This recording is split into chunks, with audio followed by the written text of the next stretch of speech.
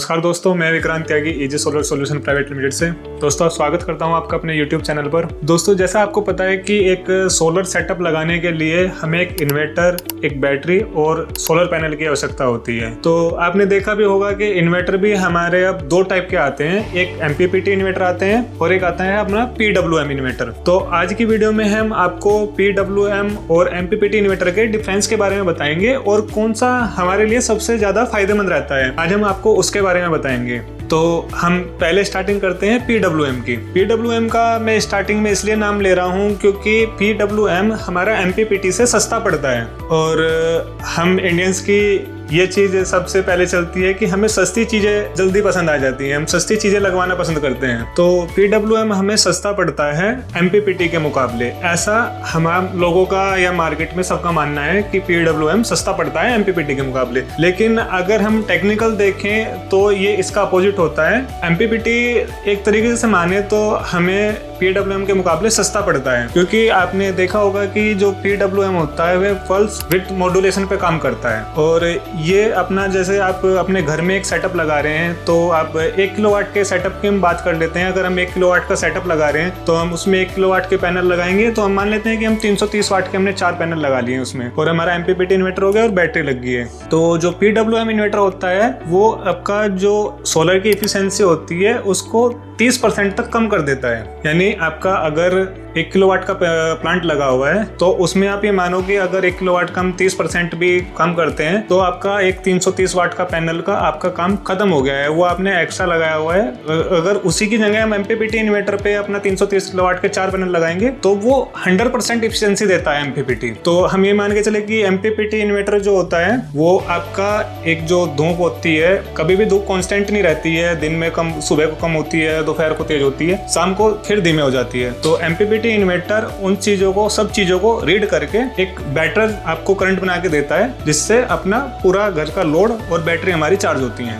तो जैसा कि हमने आपको बताया कि अगर हम PWM पर 1000 वाट के पैनल लगाते हैं तो उसमें हमने बताया कि आपको 30% तक लॉसेस होते हैं और MPPT में ऐसा नहीं होता है। तो अगर आप 30% लॉसेस का भी मान के चलो तो आपका एक पैनल जो आपने 330 वाट का लगाया है उसका कोई यूज नहीं रहा। वो पैनल एक किस्म से आपने लगाया हुआ है लेकिन उसने उसकी एफिशिएंसी कम कर दी है, वो एफिशिएंसी 30% तक घटा के वो अपना उसी पे काम कर रहा है। तो आप एक 330 पैनल के वाट के जो पैनल है उसकी आप एक अप्रोक्स कीमत भी लगाएंगे तो अप्रोक्स 9,000 रुपए के आसपास की उसकी कीमत होगी। और हम MPPT और PWM इन्वर्टर के बीच का डिफरेंस भी देखेंगे तो अप्रोक्स 1500 से 2000 या 3000, आप ज्यादा से ज्यादा भी माने तो 3000 रुपए का डिफरेंस होता है MPPT और PWM इन्वर्टर के बीच में। तो जहां आप एक पैनल का जो आपकी पूरी कीमत है आप उसका वेस्ट कर रहे हैं, उसमें आप ये मानो कि आपका 9,000 रुपए का पैनल है और आप MPPT इन्वर्टर लगा रहे हैं तो आप 3,000 रुपए आप मान लो कि आपने एक्स्ट्रा दिए हैं, तो आपको 6,000 रुपए आपके वहां पे लग गए हैं। 6,000 रुपए आपने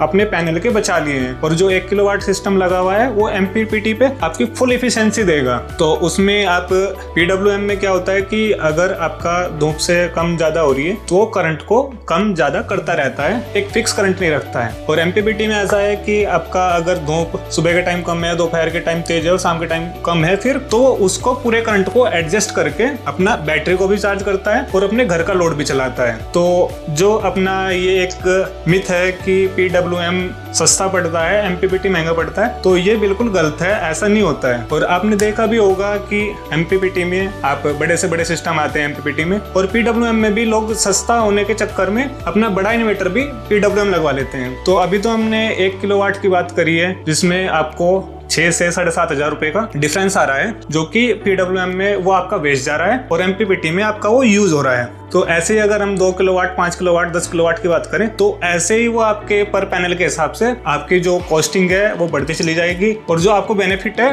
वो MPPT में आपको ज्यादा मिलेगा। तो दोस्तों जैसा कि हमने आपको बताया है अभी कि PWM और MPPT में क्या डिफरेंस होता है, हमने बेसिकली डिफरेंस भी नहीं बताया, आपको एक टेक्निकल चीजें बताई हैं कि MPPT लगवाने के बाद हमें क्या बेनिफिट है और PWM लगाने के बाद हम उसको बेनिफिट बोलें या हमें जो नुकसान है हम उसे नुकसान बोलें कि कि हमें PWM लगवाने के लिए क्या नुकसान है।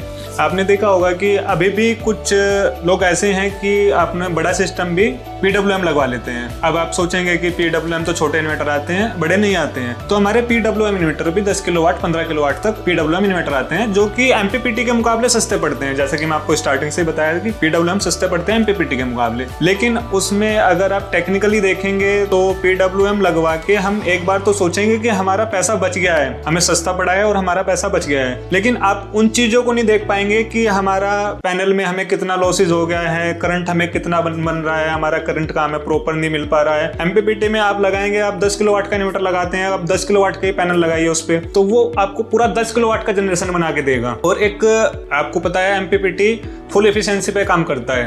अब सोच हमारी वही रह जाती है, सभी की सोच वही रह जाती है कि PWM इन्वर्टर सस्ता पड़ता है, जैसे पैनल में कह देते हैं कि पॉली पैनल सस्ता पड़ता है। बैटरी में इतने सारे ऑप्शंस नहीं होते हैं, बैटरी में गिने चुने ऑप्शन होते हैं, 150H 170H 200H 250H ऐसे बैटरी में ऑप्शन होते हैं। MPPT इन्वर्टर में बहुत सारे मॉडल होते हैं, PWM इन्वर्टर में बहुत सारे मॉडल होते हैं। और पैनल भी हमारे 3 टाइप के होते हैं, पॉली पैनल होते हैं, मोनो पैनल होते हैं और मोनो हाफ कट पैनल आते हैं। तो आप ज्यादातर जो आपको करना है, तो आप ऐसा कोई सोलर प्लांट लगवाने की अगर आप सोच भी रहे हैं अपने घर में, तो MPPT की तरफ अपना रुक लेके जाएं, क्योंकि MPPT इन्वर्टर का जो एफिशिएंसी होती है अच्छी होती है और वो लोड चलाने में भी सक्षम होता है। वो अच्छा आपका एक घर का लोड चला सकता है और आपकी बैटरी को भी चार्ज कर सकता है। तो दोस्तों लास्ट में मैं यही कहना चाहूंगा कि तब भी कभी कोई इन्वर्टर खरीदें, PWM इन्वर्टर खरीदें या MPPT इन्वर्टर खरीदें, तो उसकी एक पर टेक्निकल चीजें समझें। उन टेक्निकल चीजों को समझने के बाद ही आप इन्वर्टर परचेज करें। आप PWM खरीदना चाहते हैं, बेशक आप खरीद सकते हैं। आप MPPT खरीदना चाहते हैं तो वेल एंड गुड है, आप MPPT खरीदिए। लेकिन आप एक बार जब खरीद रहे हैं तो उन दोनों के चीजों का डिफरेंस पढ़िए। आप